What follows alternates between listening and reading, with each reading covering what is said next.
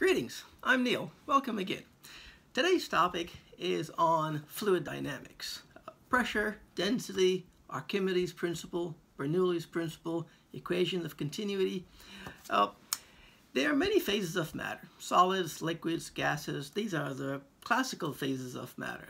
There are additional phases, plasmas, time crystals, for example, which is a new one. And they all have their own unique properties. But today, specifically, we're going to talk about fluids. Quite loosely, a fluid is anything that flows, gas or a liquid. We will predominantly spend our time with this chapter on fluids. And not just on fluids, but specifically on liquids, properties of liquids. So here we have a giant piece of ice in Antarctica. This is an iceberg that broke off of a glacier that's floating away from the continent. And we can see a killer orca whale over here. And there's a little seal sitting up there.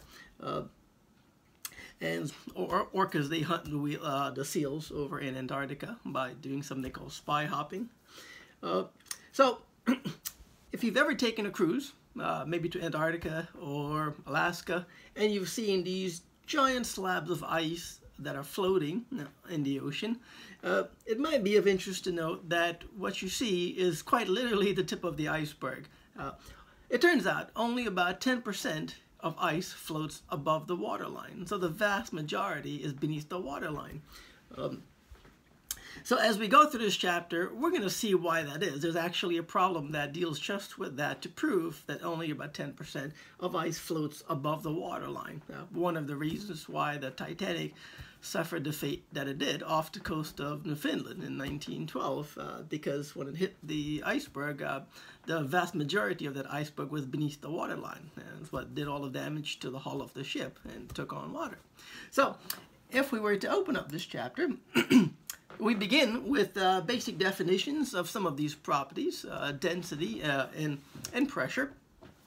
And as we discuss these properties, we're going to look at a lot of examples along the way of different elements and substances and what these properties allow these elements and different chemicals to bring to the table. Now, as we scroll down, we determine the different units of measurements of such things as density and pressure. There are many units to use. Some of them are solely just for the scientific community to use. This one is an important one, 1 atmosphere. 1 atmosphere refers to essentially the weight of the atmosphere, the pressure of the atmosphere at sea level. And so everything else is gauged on this reference of 1 atmosphere. So as we determine these equations, here's a picture of Greenland, the ice coverage on Greenland. About 9% of the world's ice is found in Greenland. And this is a picture taken from an aircraft from my flight over Greenland. And we work on a problem, it's quite an extreme problem, to estimate the entire weight of the atmosphere that's pressing down on the surface of the Earth. I think, like many things, people as they go about their daily lives are really unaware of the physical significance of the atmosphere. It really is life and death, but not just for allowing you to breathe oxygen or plants to use photosynthesis and carbon dioxide to manufacture food, to sustain life on dry land. Our atmosphere protects us from deadly radiation from the sun, for example. It also mitigates the amount of heat arriving from the sun that allowed to get to the surface of the Earth where we live. Otherwise, temperature would fluctuate substantially more than they do from day and night on the planet. It would make life really unbearable, if possible, at all.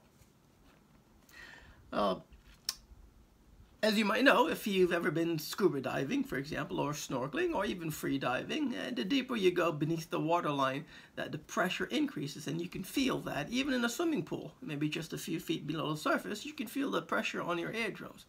So we derive the expression to prove that pressure is a function of depth in a liquid. And so here's the derivation. So it's something that's quite common. Everyone knows this, but we've proved it here from the physics point of view. And it's quite interesting with the derivation of this equation. It shows that the deeper you go beneath sea level, for example, the pressure on you increases quite substantially. It turns out that for every 33 feet or so beneath sea level, the deeper you go, the pressure increases by 1 atmosphere. And now don't forget, you've got the weight of the entire atmosphere pressing down on the surface of the ocean, so you've got that pressure to consider on you as well.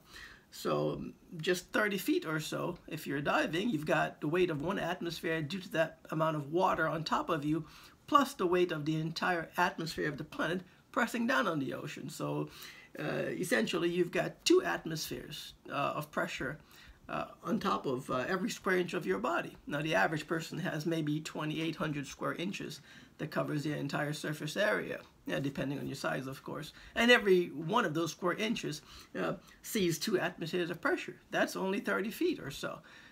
If you were to dive an additional 30 feet, so now you're about 60 feet, you've got 3 atmospheres of pressure.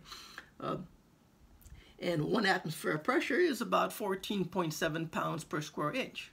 So you can begin to imagine the significance of the crushing weight of the ocean. So this is quite an interesting example to show how pressure is a function of depth. We also derive expressions going in the opposite direction. Pressure is a function of altitude. The higher you go, the air begins to thin. It thins exponentially at that. So small changes in elevation makes a big difference in the thickness and the weight of the atmosphere the higher you go. This is why one of the reasons it becomes difficult to breathe for mountain climbers in very high elevations. Some people suffer from nosebleeds if they're ascending too quickly. That's because the pressure on the outside of your body is dropping exponentially at a much greater rate than the pressure on the inside of your body can be regulated by the fluids as they dissolve in gases from the atmosphere to match the outside pressure. You know, if that balance is not keeping in tandem with each other, then the pressure inside of you has to be relieved somehow, and your body does this by nosebleeds, for example. So you simply need to slow down the rate at which you're ascending. So we derived the expressions for pressure as a function of depth in a liquid, and we derived the expression for pressure as a function of altitude in the atmosphere as well. One other definition is the density. So density is a property of all materials, whether it's a pure substance, a pure element or not, or composition of many different things. Density is the ratio of mass per unit volume, or weight per unit volume. There's weight density and mass density. So we've also derived the expression for the function of the density of the atmosphere as a function of altitude. So all of these are quite useful expressions. Here's a picture of me. This is in the Colorado Rocky Mountains. I'm about 14,000 feet up, so the air is quite thin. So some people, they succumb to changes in air pressure much more than other people. That is altitude sickness, which can quite literally be deadly. There is no cure for altitude sickness. Most of the deaths that occur in mountain climbing, it's just because of this altitude sickness. And so here's a picture of, thankfully I don't suffer from altitude sickness. Here's a picture of high in the Colorado Rockies, and we do an example of the air pressure changes with altitude for this particular location, because Colorado is a popular destination. The Colorado Rockies are quite beautiful, and a lot of people have to deal with the effects of altitude sickness. So we do an example to show the readers how you can do your own calculations to know how much the pressure of the atmosphere has dropped. And so maybe if you're prone to altitude sickness, it's something you might want to reconsider. And we move on to Pascal's principle, named after Blaise Pascal. And so Pascal's principle deals with the pressure in a liquid. And the idea is that if you affect the pressure, if you change the pressure at one point in any contained liquid, that pressure moves throughout the entire volume of the liquid, including the walls of the container as well. We use this principle every single day. Every one of us does. When you squeeze a tube of toothpaste at the bottom to have toothpaste come out at the open end, that's Pascal's principle. You take your car in for an oil change and the lift hoists the car up. That's Pascal's principle. There's a reservoir of oil at the base of the floor where pulling a lever transmits a pressure over a small area to a much larger area, the size of the car, and it's able to lift the car. So Pascal's principle at work all the time. Elevators, car brakes, they all work on Pascal's principle. Everything that has to do with changes in pressure of a fluid. And so we spend a considerable amount of time talking about Pascal's principle. And we show actually how this derivation works, where small changes in force over a small area can lead to a larger force over a larger area. It's quite a useful thing.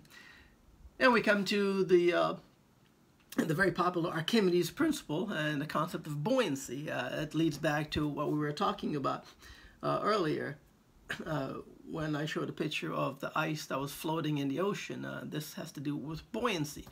And there's quite a story about Archimedes, who lived around the 3rd century or so BC, and in his attempts to determine the how much gold was in the king's crown, he discovered this principle of buoyancy, which loosely says that the weight, if you put an object in a liquid, the amount of liquid that gets displaced, the weight of that liquid is equal to the weight of the object in the liquid. Right? This is the concept of buoyancy. And so we derive this principle of the apparent weight of the objects, and it's everything from balloon flights to ocean liners, ice floating in the ocean, and they all work on the principle of buoyancy. So it's quite a significant principle. These are pictures of my trip to Antarctica, and these giant slabs of ice, as large as they seem, the size of buildings. That's only a tiny fraction of what is really happening beneath the surface. And you can see some of the pictures of the giant, the killer orca whales, as they're spy hopping and they're trying to hunt these seals on the ice over here. They're limited to the method of hunting, again, because of quite literally Archimedes' principle, how much ice is beneath the waterline. They need to contend with being able to navigate how much ice there is beneath the waterline so they can get to their food supply, these seals that are basking on the floating tip of the iceberg. And as we scroll down, this is the example that I was referring to that deals with the proof that only about 10% of ice actually floats above the waterline, the vast volume of the waterline. And so there's that's an interesting example that proves just that. These are some other examples. This is a cave in China, one of my treks to the Far East, one of them at least. This is Guilin in China, and there's some underwater caves over here. And just the opposite happens. The higher in altitude you go, the air begins to thin. Air pressure drops exponentially. But the deeper you go beneath sea level, just the opposite happens. Air pressure increases as you go. And this affects things, everyday simple things like boiling water, for example. Water takes longer to boil if you're camping in the mountains because the air pressure is low. Water, any liquid will only boil when the vapor pressure of the liquid equals the ambient air pressure. And if the air pressure is lower, then the vapor pressure has less to get to match the vapor pressure, the atmospheric pressure, so it boils faster. But the deeper you go beneath sea level and the air pressure increases, well, the vapor pressure needs to climb to a much higher pressure before it boils. So water might boil, after just 2 minutes in high elevation, but it may take 25 minutes to boil at low elevations beneath sea level. So it affects everyday life. If you're a coal miner, for example, and you're working in caves that are a mile beneath sea level, life becomes very challenging. And we talk about the equation of continuity. The equation of continuity is a conservation of sorts of fluid flow. That is to say, if you were to constrict fluid flow, the cross-sectional area through a hose that water flows, for example, then the velocity must increase. So you know this if you've done any gardening. Maybe you put your thumb to block a part of the opening of the hose, and you can get the water to shoot out much further. This is due to the equation of continuity. This is due to the fact that liquids, for the most part, are not compressible. You can't squeeze them into anything smaller. Now, there's a caveat to that. On the extreme pressures, such as below about 14,000 feet into the ocean, there's such extreme pressure that water actually does get compressed by a small amount, but it's measurable, maybe about 1.4% smaller in volume. But that's about 14,000 feet beneath sea level. But from our everyday lives and experiences, we don't deal with such crushing pressures. So we can say for the most part that liquids are not compressible as far as we're concerned. And so from that, we have the equation of continuity. The same volume has to flow through per unit time, whether or not the flow area is constricted or not. And so the only way this is possible is if you decrease the cross-sectional area, then the velocity has to increase. And this is why the water shoots out much further. So we discussed the equation of continuity. Here's one of my trips to Alaska, where two small rivers meet up. You can see the difference in the colors of the water because they're coming from different places and they dissolve different kinds of materials. And as they meet up, the equation of continuity rules what happens. It dictates the depth of the one channel that is formed. And how much water has to flow through, because the volume of the water, when we add up both of these that are joining together, the congruence of these two rivers, they must equal the volume that's flowing out into the one river. So we can calculate then, if we knew the dimensions of the incoming smaller tributaries, we can calculate the dimensions of the one main river, the outflow, that they lead into. So it's actually quite a useful expression, this equation of continuity. And finally, we get to Bernoulli's principle, named after Louis Bernoulli. Bernoulli's principle is a conservation of energy statement for fluids, in particular liquids over here, as we have derived it. The idea is that we take into consideration changes in height as a liquid flows. So we look at potential energy differences, and we look at the kinetic energy differences. So the idea is that if you consider for any volume of a liquid, we consider its total potential energy, kinetic energy, and its pressure at any given moment. And at any later time, that total quantity, that summation of all those three quantities must be the same. This is the conservation statement. And so Bernoulli's principle, there are numerous examples. The principle of flight, for example. It has to do with Bernoulli's principle, where the shape of airplane wings are designed in such a way, and you can see a 747 jumbo jet here. It has a lot of weight to it. It requires a lot of lift force. So the airplanes, their wings are designed with an airfoil design, which means that the air flowing above the wing travels at a different speed compared to the airflow beneath the wings. The airflow actually is faster at the top of the wing and it's slower beneath the wing. That creates a pressure difference. Low pressure above the wing, high pressure beneath the wing, according to Bernoulli's principle. That pressure gradient or difference in air pressure creates the lift, because the high pressure air from beneath the wing tries to move to form a state of equilibrium to the low pressure regions above the wing. And as that air tries to move up, it takes the airplane with it, the principle of flight. So these are very useful concepts: Bernoulli's principle, Archimedes' principle, equation of continuity, and so we've done many examples in this chapter for the reader to consider. At the end of this chapter, the reader is going to have a significant knowledge of how to apply these laws of fluid dynamics to everyday situation. I hope you find it interesting. Thank you for your time.